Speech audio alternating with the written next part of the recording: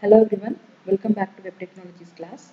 Today we are discussing on XML namespace. It's an interesting topic. So in this example, if we could see that, let us assume that we have an relational database with a table of following structure. That is employee table we have and section table, two tables are there. So what kind of SQL statement we would like to create to obtain a list of employee ID, employee department name and employee name. To do that, we need to merge employee table and section table with the section ID column, and we would be able to obtain a list of employee IDs and department and names. So, however, since the name column and section ID column exist in both tables, we would have to designate the table name before the name and section ID columns, or designate the alias of the table in order to clarify the table of the names and section ID columns in the question. So there is a problem. So what happens when this data is expressed in an XML document?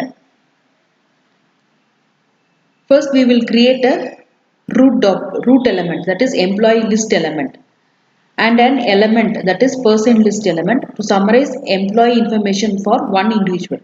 So you might have thought that about creating an employee ID element in employee XML document, department name element, that is name element in section XML document, and an employee name element, that is name element in employee XML document as child elements. But there's a problem with this method because the problem is an element name conflict. So the name element in the employee XML document is defined as element representing the employee's name, whereas the name element of the section XML document is defined as an element representing the department name. So in merging these two XML documents, we will get a name element that has two separate meanings.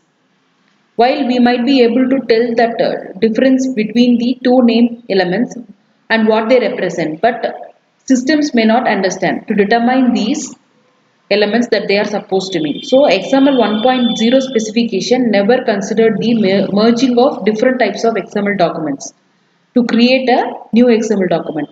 So this leads to name conflict problem.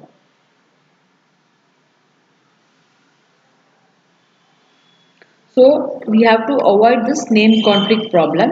To do that, we have an idea that by applying same type of alias used for relational database table merge, the W3C recommended a specification called namespace in XML. So XML vocabularies are mutually differentiated, allowing the reuse of a vocabulary. Utilizing this namespace, it allows us to avoid any element name conflicts. So here we will add an XML namespace declaration and description in both the employee data XML document and section data XML document. Next, we will merge these two XML documents and will create a new employee list data XML document. So as a result, we can differentiate the employee name element of the employee list data and document as an element representing employee name, and the section name element as an element representing the department name. It might be easiest to think one of the namespace as an aggregation of elements and attributes. So here comes the namespace declaration. So here we could see that XML NS is the syntax used for that. So prefix can be any arbitrary text string, and namespace identifier is the uniform resource identifier. So if the element or attribute belong to a namespace, a colon is placed between the namespace prefix and the element name or attribute name. So we can differentiate using this. So in this example, we have declared the namespace prefix as AMP and namespace identifier URI as URN con EMP. This means that the element names and the attribute names with the EMP prefix, that is including the employee element, all belong to URN corp EMP namespace.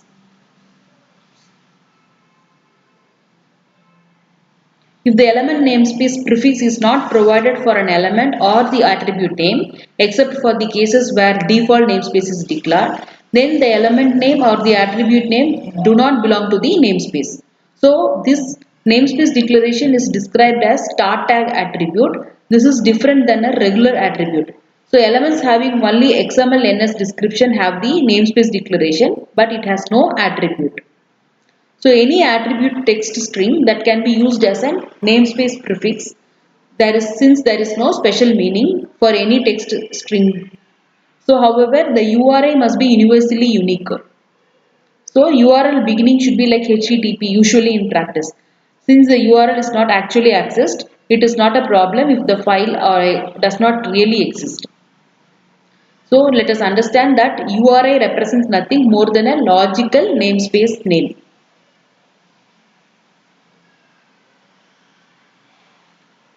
Namespace declaration scope. So this is the scope for which the namespace prefix declared in the namespace declaration can be described.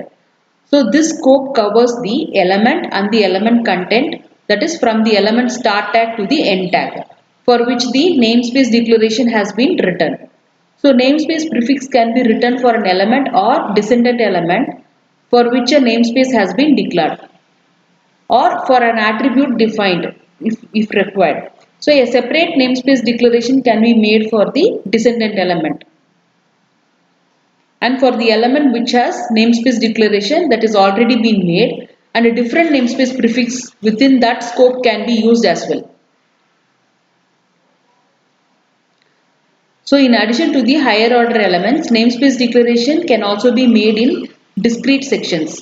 So then the same namespace declaration would have to be repeated many times, making the XML document difficult to follow. So in this situation, it is best to make a collective set of namespace declaration in the higher order element.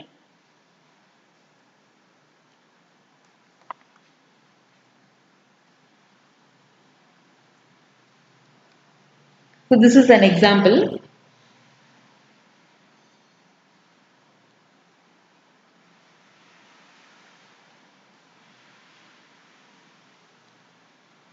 So we could run this so that our elements will be, we have employee ID name is two different names are there, that is section table name and employee table name. So we can easily uniquely identify them using this namespace. So without confusion we can get output for this.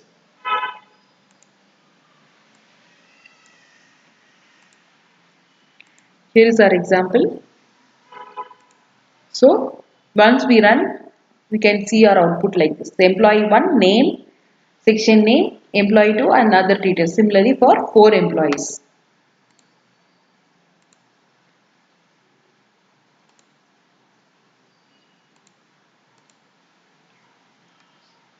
So next is default namespace. But before that, regarding this example, these attributes can either be to the same namespace of the element for which the attribute is defined, or it will belong to the completely different namespace to which it belongs. So the attribute that belongs to the namespace is same as that for the elements with namespace prefix. So notation coming before the attribute name is important. If no namespace prefix is provided for the attribute name, then the attribute will not belong to any namespace. We should remember that. Next is default namespace. So this does not use a namespace prefix. The scope of this default namespace is the element for which the namespace was declared, and related content is just the same namespace scope as before. So the benefit of using this default namespace is that the namespace prefix can be omitted. So this is the syntax. Here we are not using any colon or any namespace prefix. So when adding new namespace to an existing XML document, writing a namespace prefix for each element to which the new namespace will be applied involves tremendous amount of tedious work. So the larger when our XML document is larger, then the greater efforts are required, or it will be tedious for a person to write such notations. So in that kind of situations, adding only a default namespace declaration to the XML document eliminates the need to write namespace prefix for each and every element, which saves lot of time. So on the other hand, there are some drawbacks here. The drawback is that omitting the namespace prefix makes more difficult to understand which element belongs to which namespace. and which namespace is applicable. So in addition, programmers should remember that when a default namespace is declared, the namespace is applied to the element and not to any attributes. So here we could see that in our previous example, this default namespace declaration, it is applied to employee list element and person list element. So if you don't use the prefix, then default namespace declaration does not apply to employee ID attribute. Next, overriding a default namespace. So this can be overwritten partially by declaring a completely different default namespace within the scope of the original default namespace. So this can be cancelled by using this following notation. Element name XML equal to, if you don't specify anything, by default it is cancelled.